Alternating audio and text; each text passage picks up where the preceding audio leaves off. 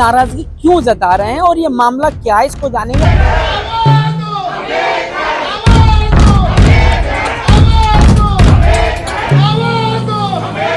इसमें दो ऐसे प्रोविजंस हैं जो निश्चित रूप से हमारी जो प्रोफेशन है उसको बहुत हिट करते हैं।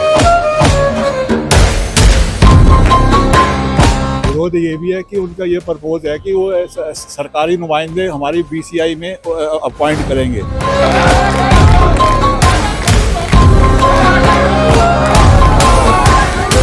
जो केंद्र सरकार ने ये जो बिल प्रस्ताव किया है, ना तो उसने एडवोकेट की बात सुनी ही नहीं है।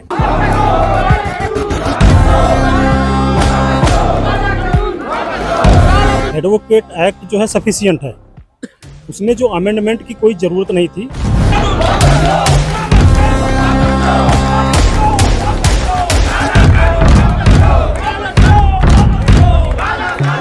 एक्ट आना चाहिए था प्रोसेसिंग को फास्ट करने के लिए, एक्ट आना चाहिए था जस्टिस दिलाने के लिए, एक्ट आना चाहिए था जनता में ये विश्वास हो कि जस्टिस हो रहा है।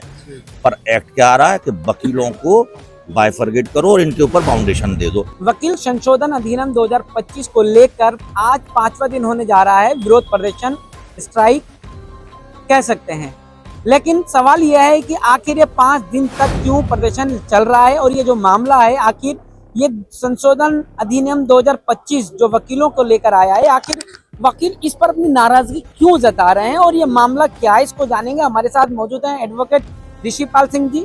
सर, सवाल मेरा यही है कि लगातार आज 5वां दिन होने को जा रहा है, ये विरोध हो रहा है लगातार। आखिर इस अधिनियम में ऐसा क्या आ गया है कि जिसको लेकर जो है ये विरोध जताया जा रहा है, इस ड्राफ्ट को काले कानून की तरफ धकेला जा रहा है, बोला जा रहा है, क्या है सारा मामला? देखिए, मुख्यतः जब हम बात करते हैं, इस अधिनियम की बात करते हैं, उसमें दो ऐसे प्रोविजंस हैं जो निश्चित रूप से हमारी जो प्रोफेशन है उसको बहुत हिट करते हैं। पहला जो प्रोविज़न है वो 35 जो ए है, जिसमें हमें बाइकआउट करने का या मान लीजिए अब्सटेन होने का राइट को ख़त्म किया जा रहा है। वकीलों का ये एक सबसे बड़ा अधिकार है कि जब भी उनको लगता है कि कोई बात गलत हो रही है या कोई प्रशासन गलत काम कर रहा है, तो उनको अधिकार है कि वो उनको अधिकार उनकी समझ है कि लोगों के सामने जाएं और बताएं, उसका विरोध करें। एक बात। दूसरा इम्पोर्टेंट जो एस्पेक्ट है वो 45B में ये कहा गया है कि अगर मिसकंडक्ट होता है तो ऐसी स्थिति में अगर क्लाइंट हमारे खिलाफ कंप्लेंट कर सकता है उस बार काउंसिल में भी और कंज्यूमर एक्ट में भी। बड़े इंपॉर्टेंटली मिसकंडक्ट को आप डिफाइन कीजिए। मिसकंडक्ट में कहा गया हमारा एक्ट और ओमिशन वो एक सर्टेन स्टैंडर्ड के हिसाब से होने चाहिए। आप अपने एक्ट को कंट्रोल करोगे, आपको ओमिशन क्या छूट गया आपसे, आप कैसे कंट्रोल करोगे? कल को कोई भी एडवोकेट कह देगा, जज कहेगा आपने ये नहीं किया, तो हमने क्या नहीं किया, उसके लिए सीधा सीधा हमें दोषी ठहराया जाएगा। जो ओमिशन है ये बहुत इंपॉर्टेंट है, क्योंकि किसी भी व्यक्ति के पास अपने एक्ट को वो कंट्रोल कर सकते हैं। हाँ भाई, मैं क्या काम कर रहा हूँ, मैं ऐसे काम करूँगा। लेकिन ओमिशन क्या होगा, क्या छूट गया, उसकी तो कोई लिमिट ही नहीं है। तो ऐसी स्थिति में वो हमारे लिए, जो हमारे प्रोफेशन के लिए, वो निश्चित रूप से एक बहुत बड़ा सेटबैक होगा। उसी को लेके ये हमारी जो स्ट्राइक चल रही है और निश्चित रूप से हम काम कर रहे हैं कि भाई ये प्रोविज़न जो है, ये जो अमेंडमेंट है, ये अमेंडमेंट टेबल ही ना हो और ये अमेंडमेंट सामने आए ना। मैं और भी साथियों से जानने की कोशिश करूंगा। सबसे मेरा एक सवाल ये है, आखिर विरोध क्या है और इस विरोध पर सुझाव क्या है आपके? विरोध ये भी है कि उनका ये प्रपोज है कि वो सरकारी नुमाइंदे हमारी बीसीआई में अपॉइंट करेंगे, तो आज तक नहीं है। तो इससे हमारी जो बीसीआई या बीसीडी की ऑटोनॉमी है या स्वायत्तता है वो प्रभावित होगी, क्योंकि अभी तक जो हमारे फैसले होते थे बीसीआई के सदस्य करते थे या बीसीडी के जो हमारे चुने हुए इलेक्टेड रिप्रेजेंटेटिव करते थे, वो लोकतांत्रिक तरीके से करते थे। उसकी बाद में जुडिशियल सिक्योरिटी भी होती थी। अगर कोई भी आर्डर गलत होता था तो उसके जुडिशियल सिक्योरिटी भी होती थी। अब वो सरकार के नुमाइंदे बना के, सरकार के नुमाइंदे बिठा के हमें कंट्रोल करना चाहते हैं, हमारी आवाज़ को दबाना चाहते हैं। तो हम ये नहीं चाहते कि हमारी आवाज़ दबे, और जो जनता की आवाज़ है, हम जो आवाज़ रखते हैं जनता की आवाज़ रखते हैं। तो हमारा इंटरेस्ट नहीं है, अगर हम आज हड़ताल पे बैठे हैं तो ये नहीं कि हमें कोई फ़ायदा हो रहा है, पर हम जनता के लिए या समाज के लिए कर रहे हैं। तो हम ये चाहते हैं कि उनकी ऑटोनॉमी या स्वायत्तता प्रभावित ना हो।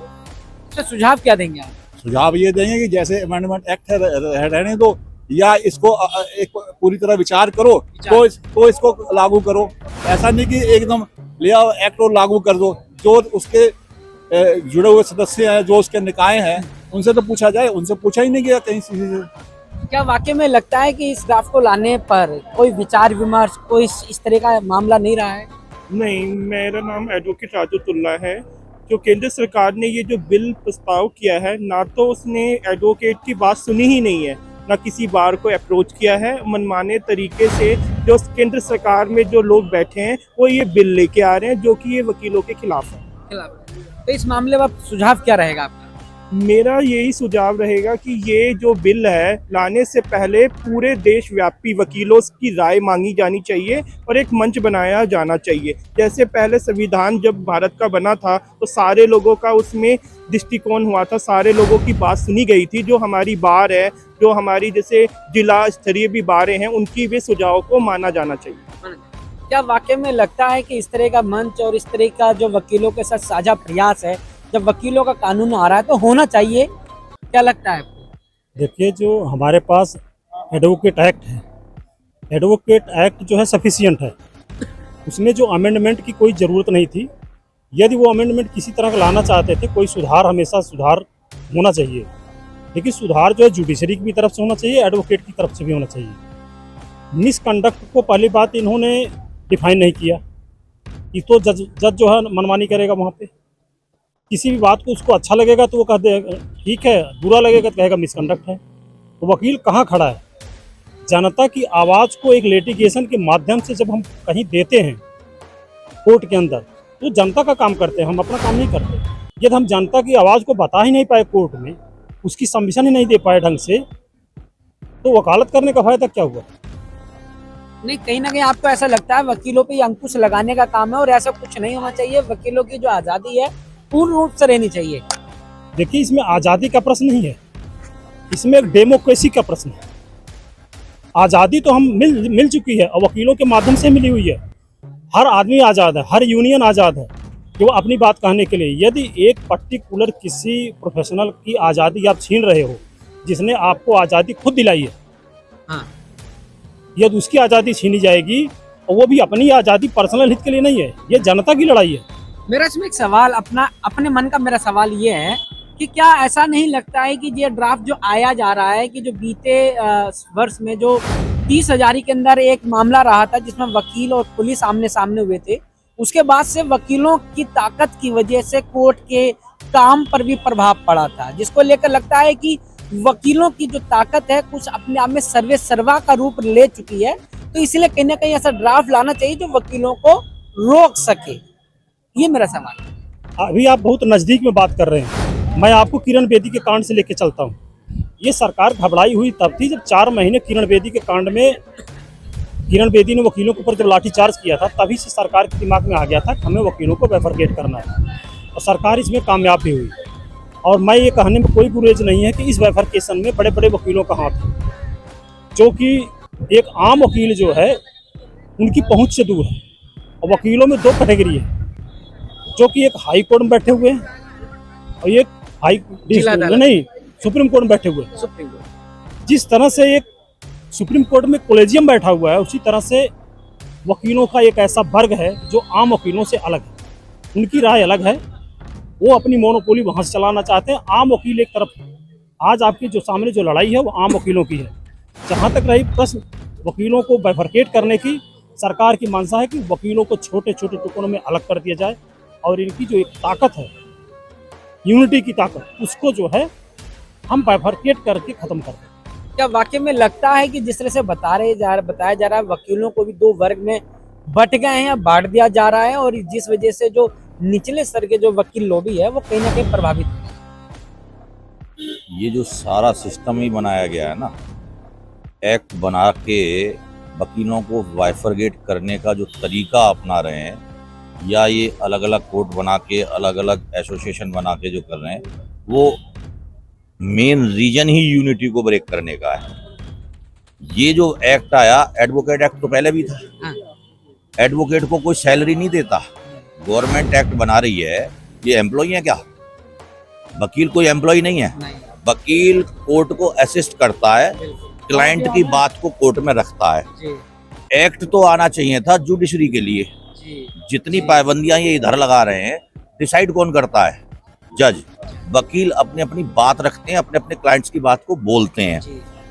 एक्ट आना चाहिए था प्रोसेसिंग को फास्ट करने के लिए। जी। एक्ट आना चाहिए था जस्टिस दिलाने के लिए। जी। एक्ट आना चाहिए था जनता में ये विश्वास हो कि जस्टिस हो रहा है। जी। पर एक्ट क्या आ रहा है कि वकीलों को बाइफरगेट करो और इनके ऊपर बाउंडेशन दे दो। सुप्रीम कोर्ट में जितने लॉयर्स हैं, यानी चाहे वो डिस्ट्रिक्ट कोर्ट के हाई कोर्ट के हैं, सब LLB है। उसके बाद एक all India bar council exam लेती है, लेकिन सुप्रीम कोर्ट में अपेयर होने के लिए एक अलग से एग्जाम होता है। वो उन्हीं की एक मोनोपोली बना रखी है और वहाँ पहले 3 साल 2 साल उनके साथ AR का करो। भाई क्या वो अलग कानून है क्या? जो पढ़ाया गया वो भी है। ये सबके सिस्टम बने हुए हैं। अब जितने केस आएंगे जो ये एक्ट ला रहे हैं, किन पे पड़ेंगे? डिस्ट्रिक्ट कोर्ट वालों पे। क्यों पड़ेंगे? क्योंकि सारा ट्रायल तो डिस्ट्रिक्ट कोर्ट वाले कराते हैं। मिसकंडक्ट की जो डेफिनेशन भाई साहब ने बताया अभी, किस पे अप्लाई होगी? अगर किसी वकील को कोई नॉलेज नहीं, उसने कोई एप्लीकेशन नहीं लगाई, उसके खिलाफ ये मिसकंडक्ट बोल देंगे कि इसने तो सही ट्रायल नहीं करवाया, इसको नॉलेज नहीं थी। तो जज जो बैठा है वो क्या है फिर? जज को तो पूरी नॉलेज है ना। हाँ।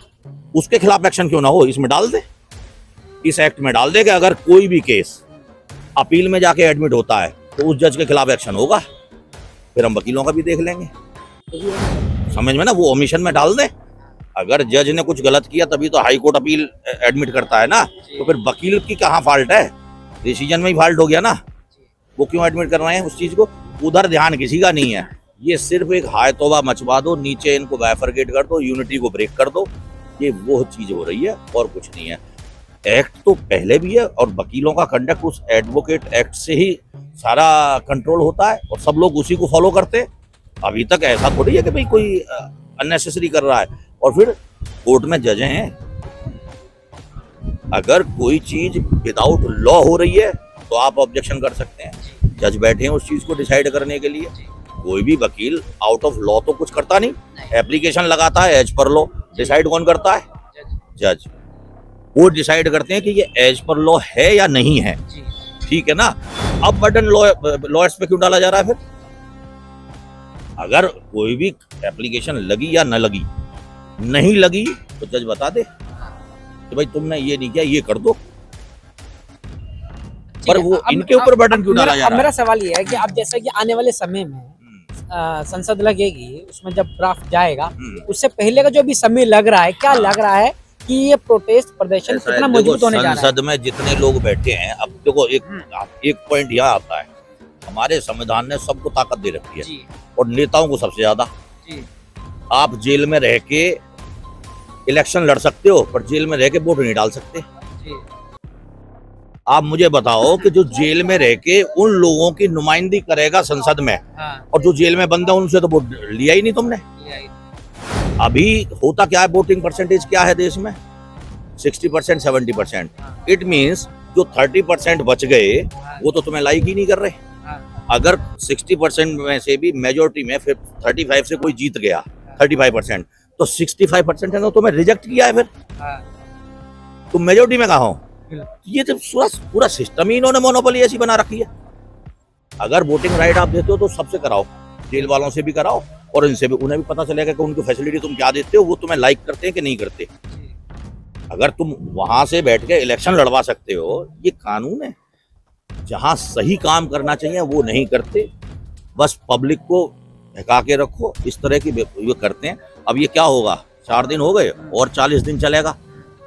सफर कौन करेगा? अल्टीमेटली लिटिगेंट करेगा। और फिर बाद में बात किस पे आएगी? वकील पे। सारी डेट क्लैश कर जाएंगी। जज क्या करेंगे बाद में? अगर मान लो अभी कोरोना 3-3 साल रहा, जो 2016-17 वाले केस थे डिसाइड होते, अब उनमें आज की डेट में कोई ऑब्जेक्शन आता हो, जो अपोजिट काउंसिल बोलता है सर ये 7 साल पुराना केस हो गया, जज फट से मार देता है, कॉस्ट लगा दो। अभी एक 714 है, सिर्फ इस ग्राउंड पर लगाई गई थी कि जो ओरिजिनल डॉक्यूमेंट रिकॉर्ड पर हैं प्रीवियस काउंसिल से, वो मिसप्लेस हो गए। कंटेंट कोई चेंज नहीं, डेथ सर्टिफिकेट सपोज, उसका सीरियल नंबर चेंज होता है, कंटेंट में कोई फर्क नहीं होता। ओरिजिनल लगते हैं, एग्जिबिट तभी होगा, फोटोकॉपी एग्जिबिट नहीं हो सकती। मैं जज साहब से बोल रहा हूँ कि इसमें सीरियल नंबर ही चेंज है, इसमें कोई डॉक्यूमेंट में कंटेंट चेंज नहीं है। एक्सपायर हुआ ये तो प्रूव्ड है, इसमें क्या चेंज? आप इस एप्लीकेशन पे एक सर्टिफिकेट, क्योंकि फोटोकॉपी दिखाएंगे आप एग्जिबिट नहीं करोगे, तो ये दूसरा रखे दे रहे हैं, एग्जिबिट हो जाएगा। एप्लीकेशन अलाउ कर दी, 1000 कॉस्ट, किस लिए भाई? इसमें ना लिटिगेंट का फॉल्ट है, प्रीवियस काउंसिल से वो ओरिजिनल सर्टिफिकेट एक्सपायरी का उसने कहीं यूज कर लिया होगा या कहीं मिसप्लेस हो गया, दूसरा लाके सेम लगा दिया, उसमें कॉस्ट का कहाँ मतलब आया। कहने का मेरा मतलब है कि जो जज करते हैं वो सब सही। कितने जजमेंट होते हैं, तो जब आप आर्गुमेंट करते हो जो उन्होंने लिखना है उसके फेवर पे आप उनको नहीं लिखते, आप बोल के चले गए, नहीं लिखते, उसका कंडक्ट कहाँ है। आप वकीलों को सैलरी नहीं देते, सैलरी जजों को देते हो, तो कंडक्ट उनका बनाओ, आप रेगुलेट उनको करो। वकील तो क्लाइंट से फीस लेता है और रिप्रेजेंट करता है क्लाइंट को। क्लाइंट अगर उसका सेटिस्फाई है तो वकील का काम कंप्लीट हो गया, क्योंकि क्लाइंट खड़ा है उसके साथ कोर्ट में। जो भी वकील बोल रहा है, सवाल ये है कि तमाम प्रदर्शन को लेकर अपने वकील साथियों से क्या अपील करेंगे आप? जब वकील साथियों से अपील, वकील सब समझदार हैं, किसी से अपील की जरूरत नहीं है, ये सब पढ़े लिखे लोग हैं, ये कोई लेबर वाले नहीं है, सबको कानून का पता है, तो वो अपने हित और अहित समझते हैं, इसीलिए सब इकट्ठे। या किसी को गाइड करने की जरूरत थोड़ी है, तो सारे पढ़े लिखे लोग हैं, या कोई ऐसा नहीं है कि कोई इनको हाँक ले जाएगा, ऐसा हो नहीं सकता। बहुत बहुत शुक्रिया। मैं भी अपने दर्शकों से कहना चाहूंगा कि क्या लगता है कि जो बात आपने सुनी है वकीलों को लेकर जो संशोधन अधिनियम 2025 आया है, इस पर आपकी क्या राय है? खबर पर राय जरूर दीजिएगा। मेरे साथ जुड़े रहने के लिए हेडलाइंस लाइव न्यूज से मोहम्मद रफी की खास रिपोर्ट।